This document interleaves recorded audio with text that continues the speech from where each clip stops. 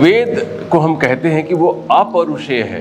अपौरुषेय का अर्थ होता है जिसे किसी व्यक्ति ने नहीं लिखा, वेदों को अपौरुषेय कहा जाता है। वैसा ही अन्य धर्मों में भी लोगों ने कहा है अपने अपने होली किताबों को कि वो अपौरुषेय है, सीधा ईश्वर द्वारा रचित है। तो वेदों के बारे में भी यही धारणा है कि वो ईश्वर के द्वारा रचित है। तो अगर सारे गुरु जो अभी हमारे पास उपलब्ध हैं या जो हुए हैं उन्होंने वेद के द्वारा ही ज्ञान प्राप्त किया है, तो इसका मतलब तो ये हो ही गया कि उनसे बड़ा भी कोई गुरु है, मतलब ईश्वर ही हो गए वो।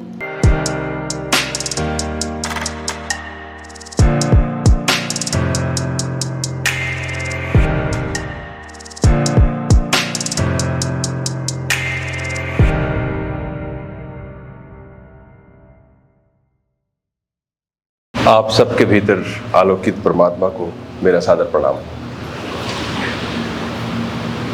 इस जीवन में आनंद प्राप्ति के और शांति प्राप्ति के कई उपाय हैं।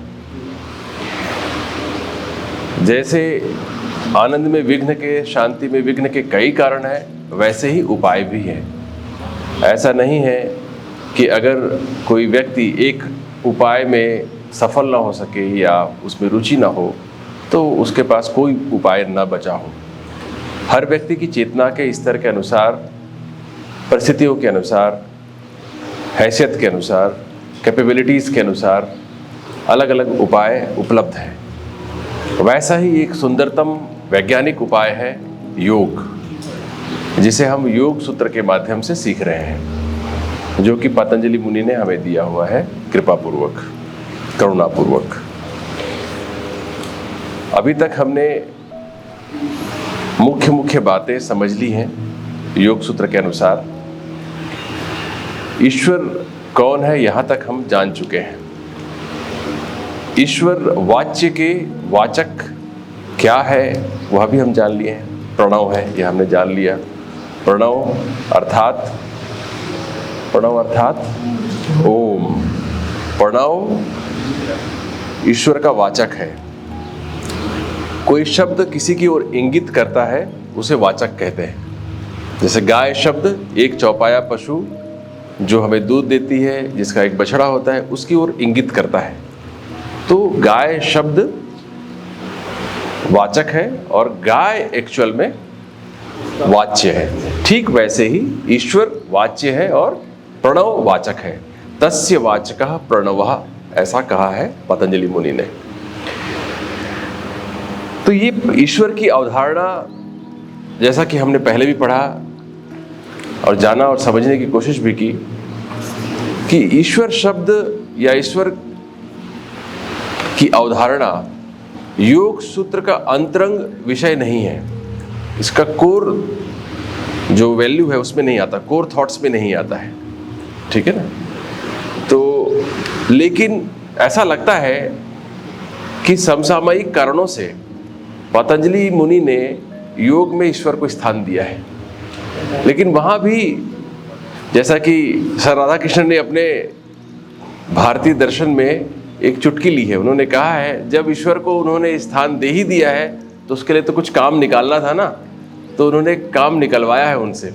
उन्होंने कहा कि ईश्वर प्रणिधानात् वाह, मतलब यह एक ईश्वर ऐसा ईश्वर है जो सामान्य लोगों की अवधारणा के अनुरूप इसको ईश्वर नहीं है, कोई व्यक्ति नहीं है, वो उस तरह का व्यक्ति नहीं है जो सृष्टि करता है, बल्कि ऐसा विशेष पुरुष है जो आपकी साधना में सहयोगी हो सकता है।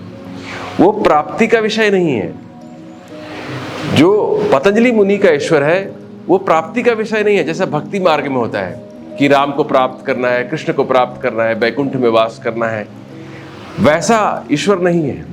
ये ईश्वर जो है वो आपके साधना में सहयोगी है, करना आपको ही पड़ेगा। लेकिन फिर भी अगले कुछ श्लोकों में, कुछ सूत्रों में ऐसा कह देते हैं जिससे ये भ्रम होने लगता है कि सचमुच में कोई ऐसा व्यक्ति है जो शॉर्टकट के द्वारा बिना बहुत अधिक प्रयास के भी हमें उस योग की परम अवस्था में आरूढ़ कर देगा। ऐसा थोड़ा भ्रम पैदा होने लगता है। इसलिए बहुत लोग नाराज होते हैं पतंजलि मुनि से कि क्यों ईश्वर को स्थान दिया, जब सब कुछ काम ठीक ठाक बन रहा था। मेहनत करके ये जो जीवात्मा है वो परमात्मा बनने की चेष्टा में लगा था, ईश्वर की क्या जरूरत थी लाने की बीच में। लेकिन शायद समकालीन उस समय के कारणों की वजह से, समसामयिक कारणों से उन्होंने उनको स्थान दे दिया है, तत्कालीन कारणों से। तो हमने ये जाना कि वो ईश्वर कैसा ईश्वर है, बड़ा ही अद्भुत ईश्वर है। क्या परिभाषा पढ़ी हमने ईश्वर की? क्लेश, कर्म, विपाक और आशय से रहित, अछूता, अपरामिष्टा, कभी नहीं टच में आया इनके, कभी क्लेशग्रस्त नहीं हुए, कभी कर्म बंधनों में नहीं बंधे, तो फल भी नहीं मिला कभी, और वासनाओं से पूरी तरह रहित, ऐसे व्यक्ति को ईश्वर कहा उन्होंने, विशेष पुरुष।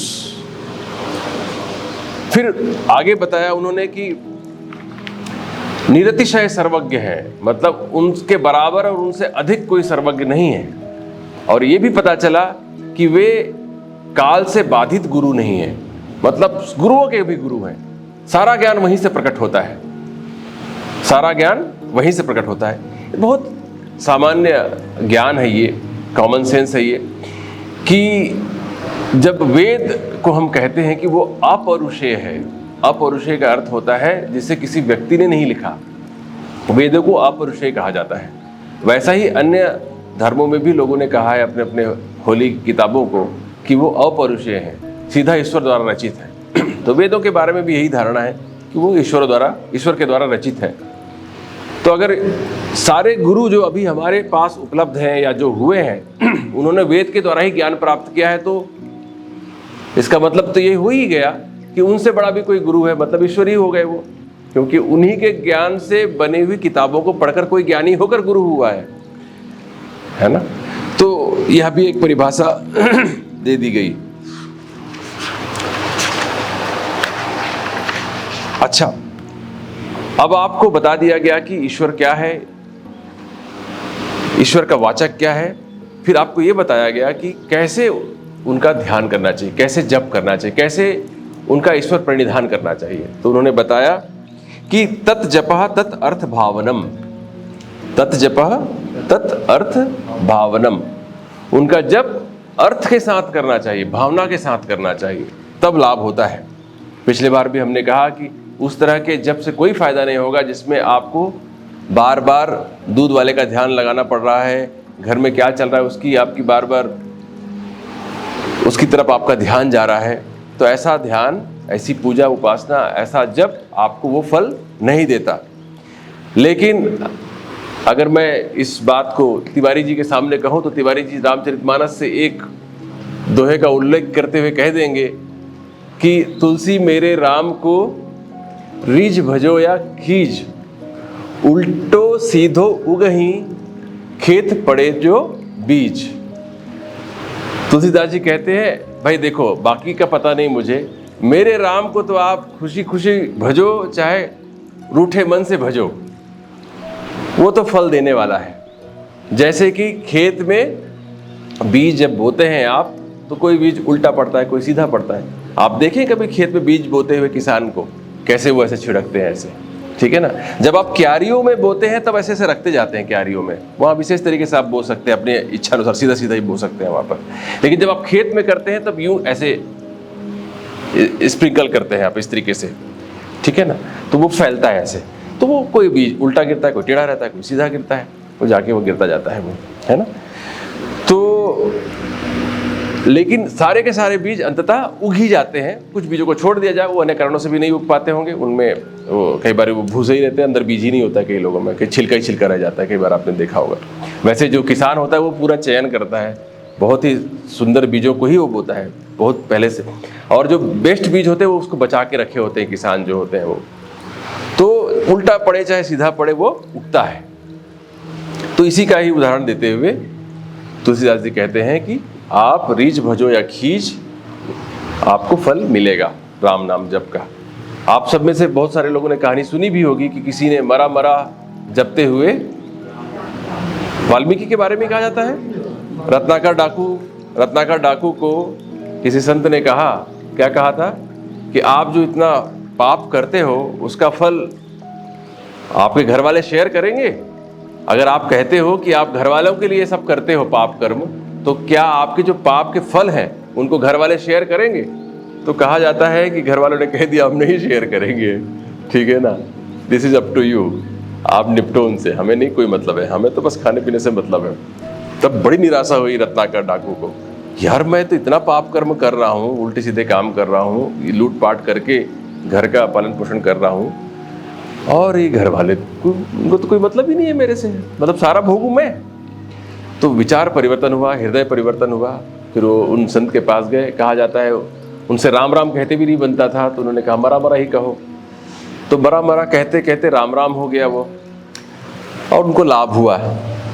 लेकिन ये बहुत ही स्थूल बात बताई जाती है, बताने की दृष्टि से होता है।